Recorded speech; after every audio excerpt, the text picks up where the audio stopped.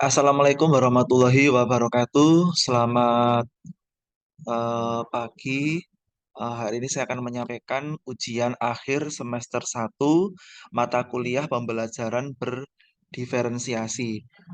Yaitu perkenalkan, nama saya Arif Yulianto, nomor induk mahasiswa A931230008, kelas PPG Prajabatan Bahasa Indonesia 1 atau A, mata kuliah pembelajaran berdiferensiasi, dosen pengampu Profesor Dr. Harsono MS. Selamat pagi, Prof. Izin saya menyampaikan ujian akhir semester saya lewat YouTube, tetapi nanti juga ada eh, file yang akan saya unduh di LMS ujian akhir semester 1. Di ujian akhir semester 1, yaitu di pembelajaran berdiferensiasi, harus membuat rancangan pembelajaran sesuai studi kasus. Studi kasus saya yaitu saya buatkan RPP, yaitu rencana pelaksanaan pembelajaran, yaitu nanti studi kasusnya menulis cerita pendek dengan media gambar berseri, karena kasus dari kelas saya, yaitu dari kelas saya yang saya ajar, yaitu siswa belum mampu menulis cerita pendek seperti itu. Nah, ini saya bacakan.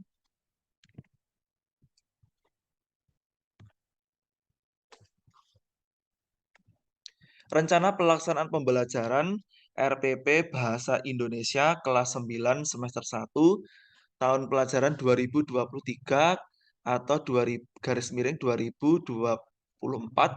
Nama penyusun saya sendiri, tempat PPL saya yaitu di SMP Negeri 2 Kartasura, Desa Pabelan, Kecamatan Kartasura, Kabupaten Sukoharjo. Saya mengajar kelas 9 yaitu RPP, ini RPP kelas 9 SMP teks cerpen, Prof ya. Semester ganjil tahun ajaran 2023-2024.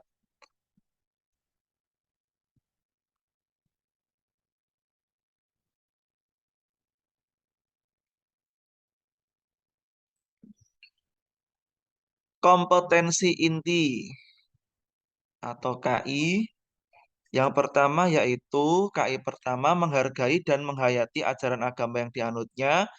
KI 2, menghargai dan menghayati perilaku jujur, disiplin, tanggung jawab, peduli, toleransi, gotong royong, santun, PD dalam berinteraksi secara efektif dengan lingkungan sosial dan alam dalam jangkauan pergaulan dan keberadaannya. KI 3, memahami pengetahuan faktual, konseptual, dan prosedural berdasarkan rasa ingin tahunya tentang ilmu pengetahuan, teknologi, seni budaya terkait fenomena dan kejadian tampak mata. KI 4, mencoba mengolah dan menyaji dalam ranah konkret. Nah, itu ya.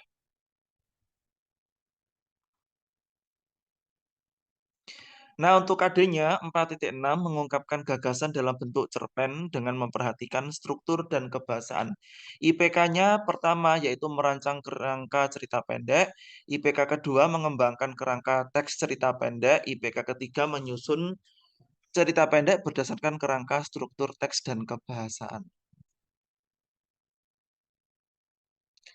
Tujuan pembelajarannya seperti ini, yaitu setelah mengikuti pembelajaran model PJBL dan kerangka cerita, peserta didik diharapkan dapat menyusun cerita pendek dengan memperhatikan struktur teks dan kebahasaan dengan tepat. Nah, yang kedua, setelah menayangkan gambar seri, peserta didik diharapkan dapat menyusun kerangka cerita pendek dengan baik dan benar.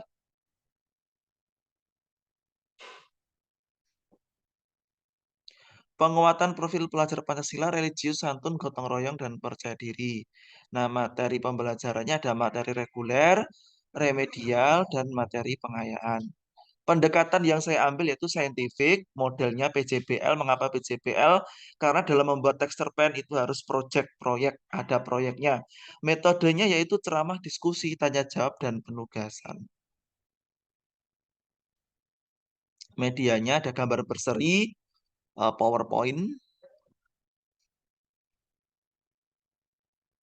Nah, untuk langkah pembelajarannya seperti ini, pertemuan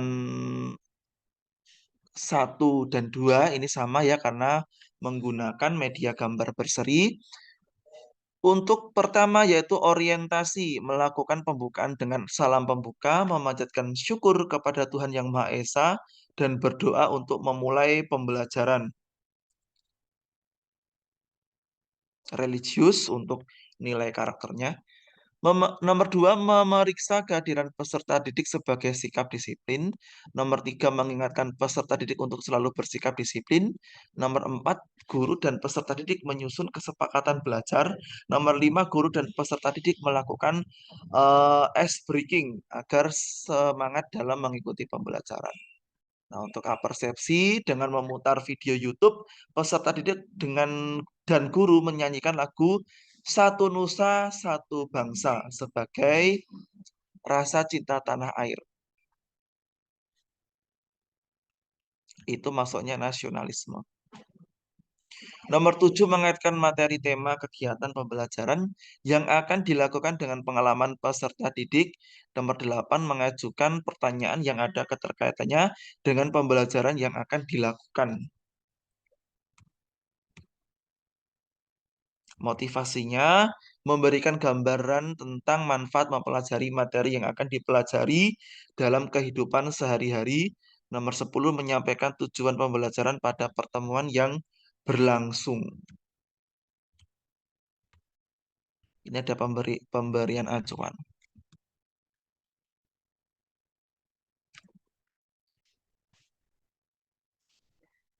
Ya, masuk di kegiatan inti. Di sini kan mengambil PJBL untuk ya, masuk kegiatan inti sintaks 1. Pertanyaan mendasar. Guru menayangkan slide PPT atau PowerPoint yang berisi informasi tentang langkah-langkah menulis cerita pendek. Dengan demikian, peserta didik dengan gaya belajar, visual, auditorial, dan kinestetik akan terpenuhi kebutuhan belajarnya. Nomor 15, peserta didik mengumpulkan informasi terkait langkah-langkah menyusun cerita pendek melalui tayangan slide. Masuk literasi kolaboratif. Kalau yang nomor 14 tadi, PowerPoint, masuk TIPEK. Nomor 16, peserta didik dan guru melakukan kegiatan tanya-jawab terkait langkah-langkah menulis cerita pendek. Sintak 2, mendesain perencanaan produk. 17, guru menayangkan kembali gambar seri melalui slide PowerPoint. 18, peserta didik mengamati gambar seri melalui slide PowerPoint. 19, peserta didik mengamati kerangka cerita pendek sesuai dengan gambar seri yang telah dibuat pada pembelajaran sebelumnya. 20, berdasarkan kerangka yang telah dibuat, guru dan peserta didik bersama-sama mendiskusikan langkah-langkah menulis cerita pendek. 21, peserta didik menulis cerita pendek sesuai dengan kemampuannya. Nah, ini masuk HOTS berdiferensiasi. Nah, ini ada fase 3, menyusun jadwal pembuatan. Ada juga sintak 4, memonitoring keaktifan dan perkembangan proyek. Sintak 5, menguji hasil. Dan sintak yang terakhir yaitu sintak 6, evaluasi pengalaman belajar.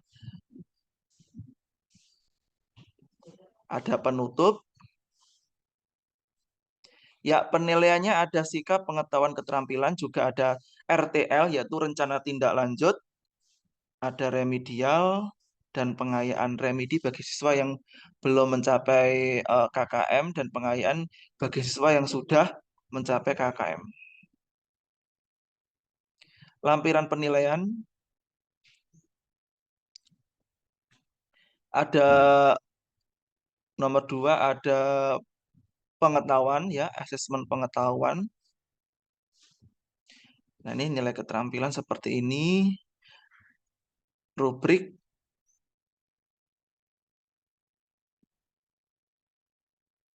Ini ada kisi-kisi penulisan soal PAS.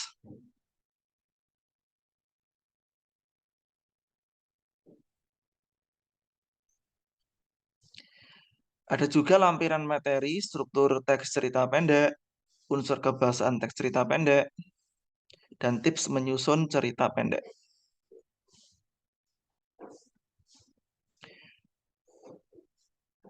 Majas juga ada ya. Nah, ini ada LKPD, lembar kegiatan peserta didik atau lembar kerja ya. Ini sudah saya sesuaikan dengan KD dan IPK. Nah, tujuannya harus merujuk ke tadi. Nah, yang masuk studi kasus dan saya kembangkan di RPP yaitu keterampilan menulis siswa di kelas 9I. Setelah saya mengamati dan saya observasi kelas, ternyata keterampilan menulis siswa kelas 9I itu masih sangat kurang.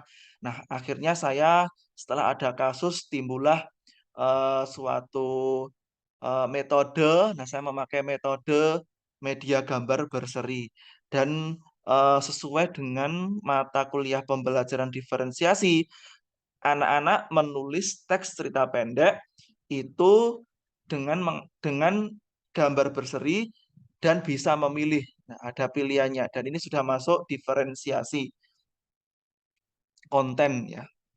Ini pilihan satu gotong royong,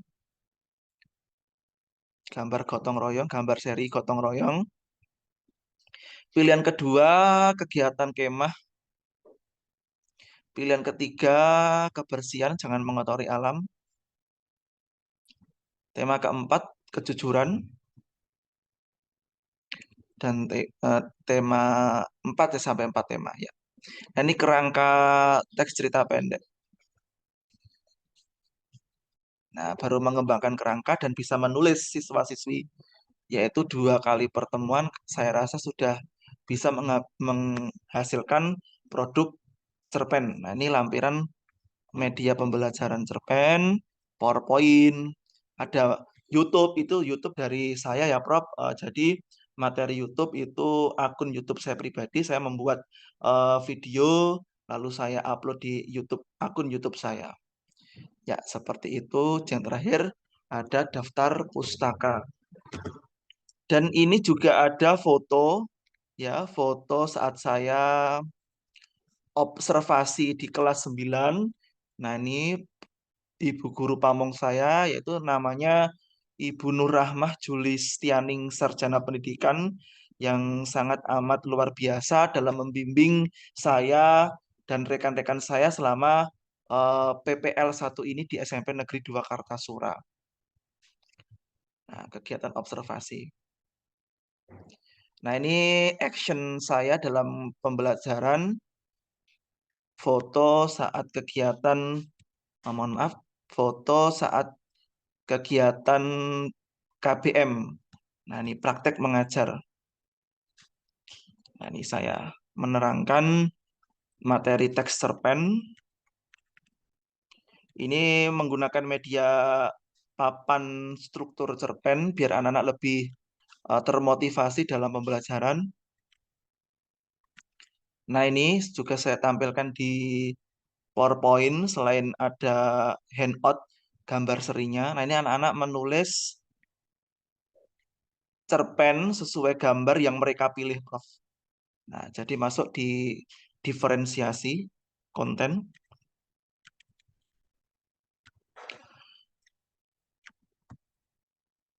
Ya, seperti itu. Ya, terima kasih perhatiannya Prof. Harsono. Jika ada penyampaian yang kurang dari saya mohon maaf.